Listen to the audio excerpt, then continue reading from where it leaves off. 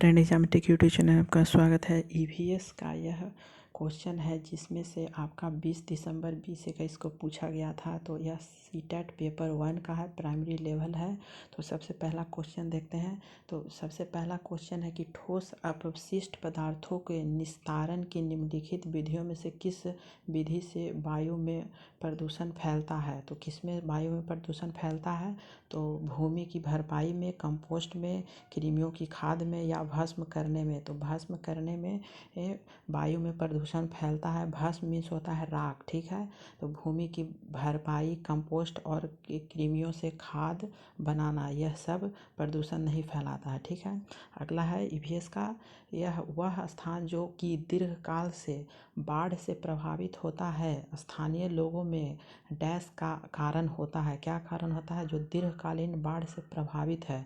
तो यह पुनर्वास होता है, मीन्स आना होता है फिर, या फिर स्थानांतरण होता है, या फिर देश प्रत्यावरण होता है, या पुनः स्थापन होता है। तो यह सेकंड है, स्थानांतरण होता है, ठीक है। देश प्रत्यावरण नहीं होता है, पुनर्वास वास या फिर पुनः स्थापन, ठीक है।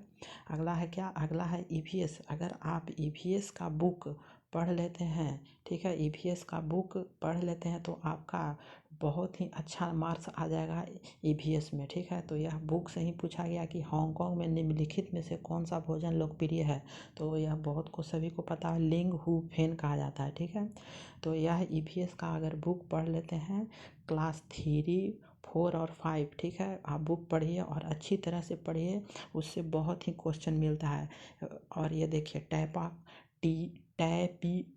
टैपियोका का दूसरा नाम क्या है? तो कप्पा है, ईवीएस में लिखा हुआ है, ठीक है। और यह क्वेश्चन भी है ईवीएस के बुक में, आप अगर बुक पढ़े होंगे तो मिलता होगा। तो देखिए, किस प्रकार के पक्षी की चोंच मीट को काटने और खाने से के काम आती है। तो यह चित्र में भी दिया हुआ है, ठीक है।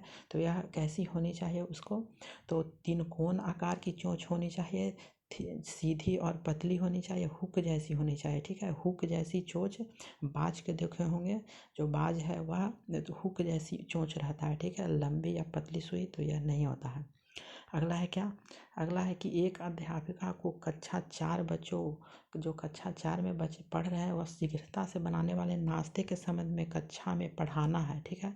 तो शीघ्रता से कौन सा व्यंजन तैयार हो जाएगा? अंडे का सैंडविच, कस्टर्ड, डोसा या भेलपूरी। तो यह चौथा ऑप्शन सही है, भेलपूरी होता है, ठीक है। भेलपूरी बहुत लोग ने खाया भी होगा। अगला है पट्टचित्र। पट्टचित्र की कला किस राज्य की परंपरागत चित्रकला हस्तक्षेप है, ठीक है। तो पट्टचित्र है उड़ीसा का, ठीक है, याद रखिएगा उड़ीसा का होता है। अगला है कि महामारी के दौरान चिकित्सकों ने विटामिन सी से भरपूर भोजन का परामर्श दिया, उन समूहों को चुनिए जो विटामिन सी से प्रचुर है, ठीक है।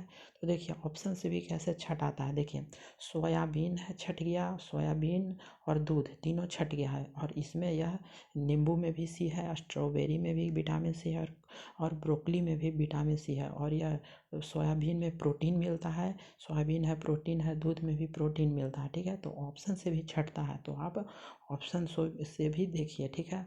तो और यह भी पूछा गया झूम की खेती, जो झूम कृषि की प्रथा है वह कहाँ में होता है? तो वह मिजोरम में होता है। ईवीएस में पढ़ेंगे तो दिया हुआ रहेगा, ठीक है।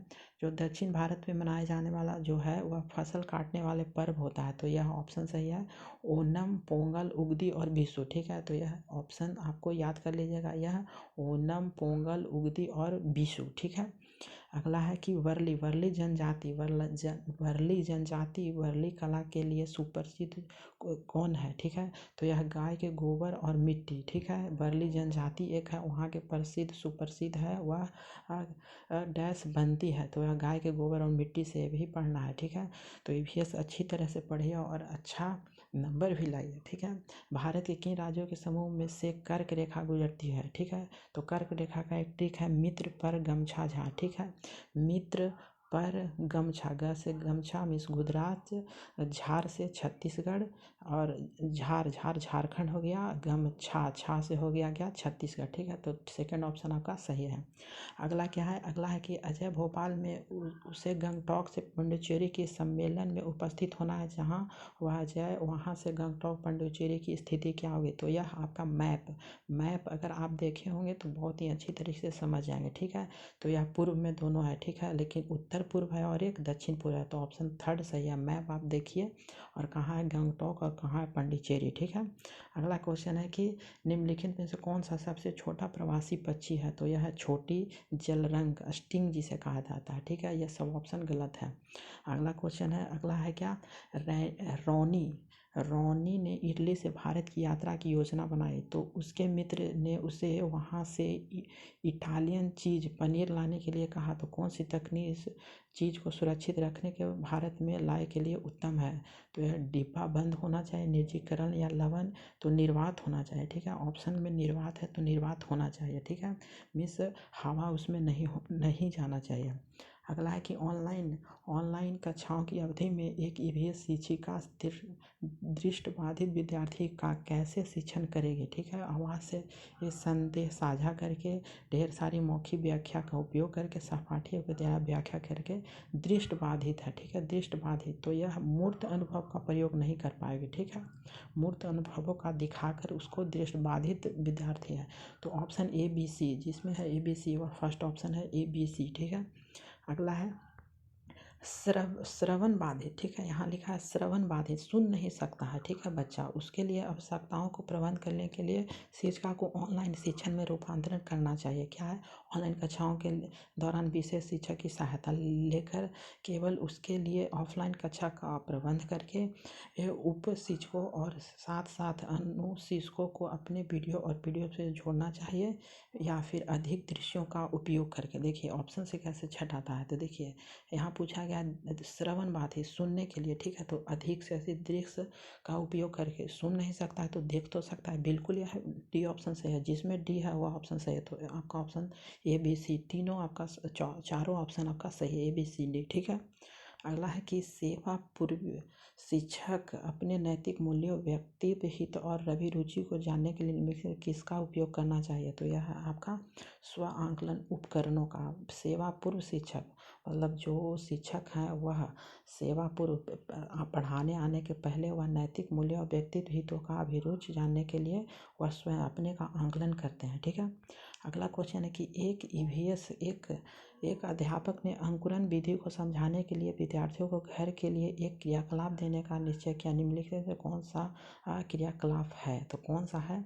तो देखिए मूंग से अंकुर को निकलते हुए देखना, ठीक है। यह बहुत ही अच्छा चित्र के साथ चार्ट तैयार करना उतना स्पष्ट नहीं होता है, बीज को गमले में लगाना उतना नहीं है, वीडियो क्लिप देखना ये भी नहीं है, लेकिन मूंग से अंकुर को निकलते हुए देखना यह बिल्कुल सही है क्रियाकलाप जो घर में होता है। अगला है कि एक ग्रामीण विद्यालय की अध्यापिका भोजन संरक्षण की तकनीकी का शिक्षण दे रहे हैं, उसके लिए उत्तम रणनीति कौन सी होगा, ठीक है, कौन सा उन्नत होगा? तो अपने आप भिन्न भिन्न संरक्षण विधियों के प्रतिरूपों का चार्ट बनाकर उसको उपयोग करना चाहिए। भोजन के उन नमूनों पर प्रदर्शित करना जो उन्हें संरक्षित किया जाना चाहिए, या फिर है उन्हें भिन्न भिन्न संरक्षण विधियों का पावर पॉइंट प्रस्तुत करने के छोटे छोटे वीडियो क्लिप दिखाना चाहिए, या फिर फोर ऑप्शन है क्या, आस पड़ोस में क्षेत्रीय भ्रमण का आयोजन करके घरों में उपयोगी संरक्षण विधियों का अवलोकन करना। बिल्कुल सही है ऑप्शन। अगला है क्वेश्चन कि एक ईवीएस पर्यावरण की शिक्षिका एनसीईआरटी पार्ट 2 फुलवारी की पढ़ा रहे शिक्षण के वह कौन सा संदों का उपयोग कर सकती है? तो भारत का मानचित्र या मधुबनी चित्रकला, भिन्न स्थानीय फूल और कार्यपटक, ठीक है। तो ए बी सी डी यह चारों ऑप्शन सही है, ठीक है। अगला है क्या कि कक्षा 4 के विद्यार्थियों को अनाधिकार शिकार के प्रति संवेदनशील करने की कौन सी विधि प्रभावशाली होगा? तो ठीक है, तो यह समाचार पत्र की क्लिपिंग दिखाना, ठीक है, दिखाकर उसे बहुत ही संवेदनशील बना सकते हैं कि अनाधिकार शिकार करने के लिए, ठीक है। वाद विवाद से कुछ नहीं होगा, पोस्टर प्रस्तुति और नारे लगाने से कुछ नहीं, उसको दिखाइए वीडियो क्लिपिंग। अगला है क्वेश्चन क्या कि व्यवसाय में रूढ़िवादी छवि के मुद्दे के प्रति विद्यार्थियों को संवेदनशील करने का प्रभावशाली तरीका कौन सा है? तो यह ऑप्शन है क्या, नुक्कड़ नाटक, ठीक है। रूढ़िवादी जो पहले से परंपरा चल आ रहा है उसे, तो यह सामाजिक मीडिया, समाचार पत्र और रेडियो यह नहीं होता है, लेकिन नुक्कड़ नाटक यह बहुत दिनों से चला आ रहा है, ठीक है।